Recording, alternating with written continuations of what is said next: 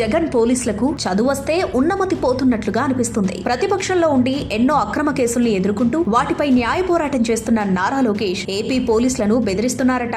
ఆహా, ఏమి కల్పనా చాతుర్యం అంటూ ఏపీ ప్రజలు విస్తుపోతున్నారు. ఏపీలో పోలీసులు, మరీ ముఖ్యంగా సిఐడి పోలీసులు జగన్ సైన్యంలాగా, ప్రైవేట్ ఆర్మీలాగా పనిచేస్తున్న విషయం ఏపీలో 3 ఏళ్ల పిల్లవాడిని అడిగినా చెబుతారు. అలాంటిది ఏపీ పోలీసులకు నారా లోకేష్ బెదిరిస్తున్నారని జగన్ పోలీసులు కోర్టుకు చెబుతున్నారు. పోలీసులకే హెచ్చరికలు జారీ చేస్తున్నందున నారా లోకేష్ ను అరెస్ట్ చేయాలనేది కూడా సిఐడి పోలీసుల కోరిక. ప్రతిపక్షంలో ఉండి నిత్యం పోలీస్ కేసులు ఎదుర్కొంటున్న తెలుగుదేశం నాయకుల నుంచి పోలీసులకు అంత బెదిరింపులున్నాయా అనేది ఇక్కడ ప్రశ్న. రెడ్ బుక్ పేరుతో లోకేష్ బెదిరిస్తున్నాడని, ఆయనను అరెస్ట్ చేస్తాం, పర్మిషన్ ఇవ్వాలని ఏసీబీ కోర్టులో సిఐడి పిటిషన్ వేసింది. వినడానికే కాస్త ఆశ్చర్యంగా ఉన్న ఈ పిటిషన్ ను ఏసీబీ కోర్టు తోసిపుచ్చింది. 41A నోటీసులో ఉన్న నిబంధనలను నారా లోకేష్ ఉల్లంఘించారని సిఐడి తెలిపింది. చంద్రబాబు కేసు దర్యాప్తు అధికారులను రెడ్ బుక్ పేరుతో లోకేష్ బెదిరిస్తున్నారని సిఐడి తెలిపింది. దర్యాప్తు అధికారులను జైలుకి పంపిస్తామన్న లోకేష్ ప్రకటనలపై సిఐడి అభ్యంతరం వ్యక్తం చేసింది. రెడ్ బుక్ పేరుతో చేస్తున్న ప్రకటనలు సీరియస్ గా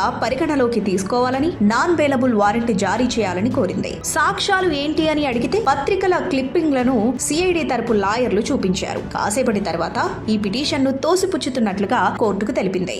రాజకీయ కారణాలతో తప్పుడు కేసులు పెట్టిన టీడీపీ కార్యకర్తల్ని వేధించిన అధికారులందరి పేర్లను రెడ్ బుక్ లో రాసుకుంటున్నామని, ప్రత్యేకంగా కక్ష సాధింపుల శాఖను తనే చూసుకుంటానని నారా లోకేష్ చెబుతూ వస్తున్నారు. రెడ్ బుక్ లో ఎవరి పేర్లున్నాయో లోకేష్ చెప్పలేదు. ప్రత్యేకంగా ఫలానా అధికారి అని చెప్పలేదు. తప్పుడు కేసులు పెట్టిన వారిని మాత్రమే అని చెబుతున్నారు. అయినా పేపర్ క్లిప్పింగ్స్ ఆధారంగా సిఐడి అధికారులు ఏసీబీ కోర్టుకు వెళ్లి నాన్ బెయిలబుల్ నోటీసులు జారీ చేయాలని కోరడం విస్మయం వ్యక్తమైంది. చివరికి సిఐడి పిటిషన్ ను ఏసీబీ కోర్టు తిరస్కరించింది. ఈ మొత్తం వ్యవహారం చూసి ప్రజలు నవ్వుకుంటున్నారు. ఏపీ పోలీసులు జగన్ కళ్లల్లో ఆనందం చూడటానికి చేయని పని లేదు. వైసీపీ ఎంపీ రఘురామకృష్ణంరాజును అక్రమంగా అరెస్ట్ చేసి లాకప్ లో హింసించి ఆ వీడియోలను పైవారికి చూపించిన దండుపాల్యం బ్యాచ్ లాగా అక్కడి పోలీసులు తయారయ్యారనేది ప్రధాన ఆరోపణ. వీటన్నింటినీ కప్పిపుచ్చుకోవడానికి వారు చేస్తున్న ప్రయత్నాలు వెగటు పుట్టిస్తున్నాయి.